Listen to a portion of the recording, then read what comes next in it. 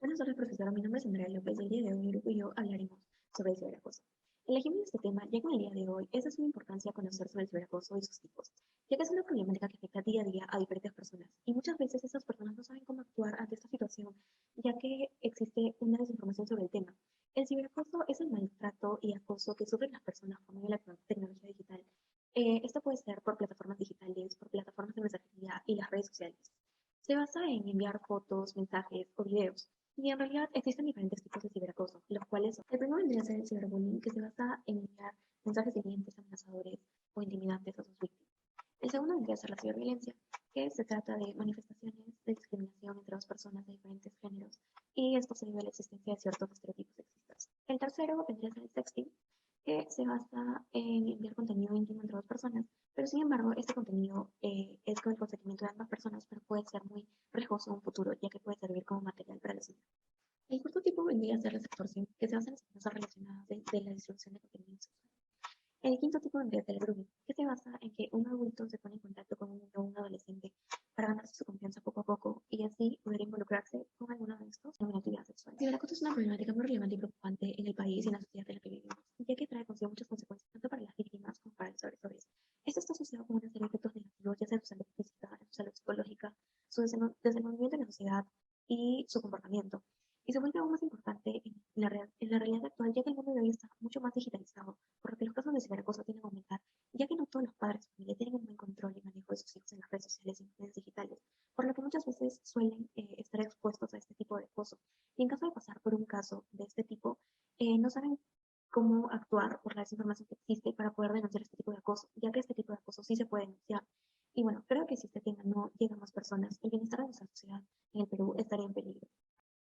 Bueno, siguiendo con el tema, ahora me toca exponer sobre los grupos o personas identificados dentro de nuestra problemática que es el ciberacoso. Bueno, como se ha mencionado antes, el ciberacoso dentro del contexto peruano siempre se desarrolla en personas entre los 11 a 14 años, bueno, en la etapa escolar. Y bueno, la mayoría de estos casos no suele agravarse como en otros países, ¿no? Donde suelen haber una serie de consecuencias, ¿no? Como decisiones radicales o problemas psicológicos que desencadenan a la víctima. Bueno, en Canadá y Estados Unidos se registra un 4% de este ciberacoso, ¿no? Donde se puede llegar a agraviar, como como un ejemplo que daremos más adelante sobre los tiroteos que existen a causa del bullying y el ciberacoso. Bueno, para identificar o las personas que siempre están involucradas en este tipo de casos siempre son tres, que es el agresor, la víctima y el testigo. Bueno, en las características del agresor podemos encontrar que es una persona que no tiene altas expectativas escolares, carece de mucha inteligencia, por así decirlo, y bueno, en el ámbito psicológico, bueno, carece de empatías, ¿no? Y bueno, la mayoría de veces tiene los problemas que él desarrolla se originan en la casa, mejor dicho. En la víctima podemos encontrar que, bueno, en lo social es una persona que se excluye de grupos grandes y tiene problemas para hacer amigos o socializar, como se le dice, ¿no? En lo psicológico, bueno, anteriormente encontramos que o puede haber desarrollado un bullying físicamente, o también puede desencadenar una serie de problemas psicológicos como es la depresión. Bueno, ahora en el rol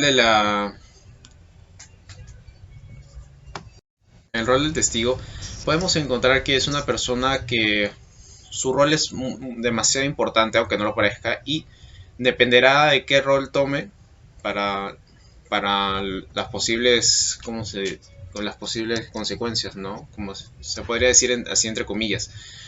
Ya que un ejemplo que puedo dar es que el agresor, ¿cómo se llama?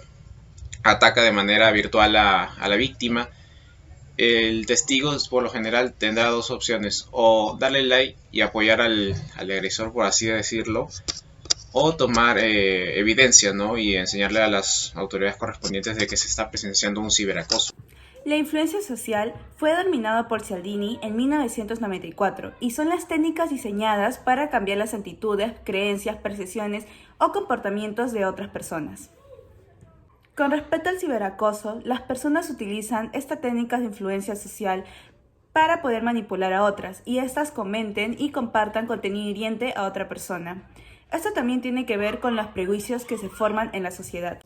Los acosadores utilizan prejuicios para su influencia social, como el caso de la raza, la clase social, orientación sexual o temas vinculados con el machismo. Asimismo, esto se ve potenciado por los medios de comunicación, que cada día promueven la burla de estos prejuicios, mostrando a la víctima que tiene que tener actitudes sumisas y débiles, que afectan sus habilidades sociales para que no puedan conseguir un grupo que los apoye. Por otro lado, existen normas sociales que nos enseñan desde pequeños, que ayuda a fomentar estos prejuicios, como por ejemplo, desde pequeños nos enseñan a que tenemos que agradarle a los demás y hacer todo lo que esta persona quiera para caerles bien.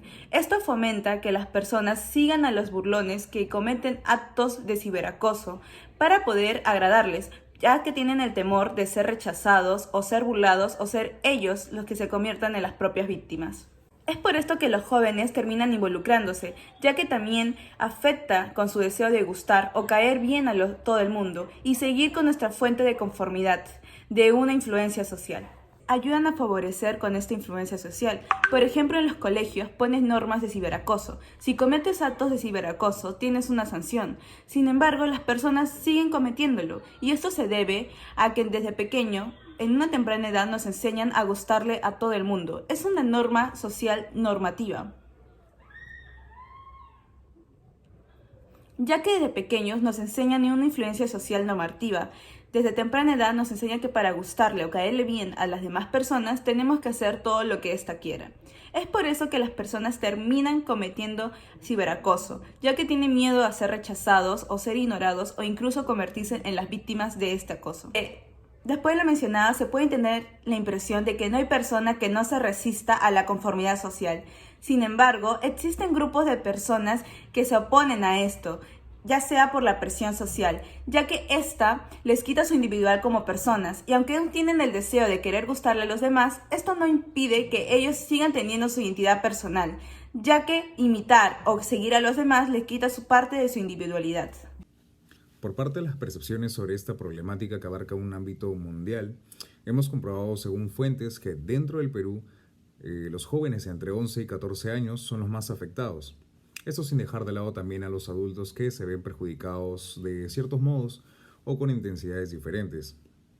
Según el estudio realizado sobre percepción y experiencias sobre el ciberacoso, se pudo llegar al punto en el que este tipo de maltrato o agresión se ve afectado en mayor medida a comparación al bullying tradicional que se daba cara a cara. Las emociones que resaltan en esta problemática serían el enfado, la soledad, el malestar mental o simplemente el hecho de no sentir ninguna emoción. Esto debido a que se habría creado una barrera por parte de estar acostumbrado a recibir este tipo de maltratos. Asimismo, se pudo ver también que se desarrollaba más una preocupación por el qué dirán los demás al respecto que el acoso mismo, de los cuales también vimos reflejados algunos principios de Gestalt, como la ley de totalidad, el principio de figura-fondo y el principio de contraste. Por otro lado, las actitudes que demuestran los personajes agresores son violentas, en contraparte a la víctima que desarrolla conductas débiles y sumisas, los cuales esto perjudicarán a sus habilidades sociales en el futuro.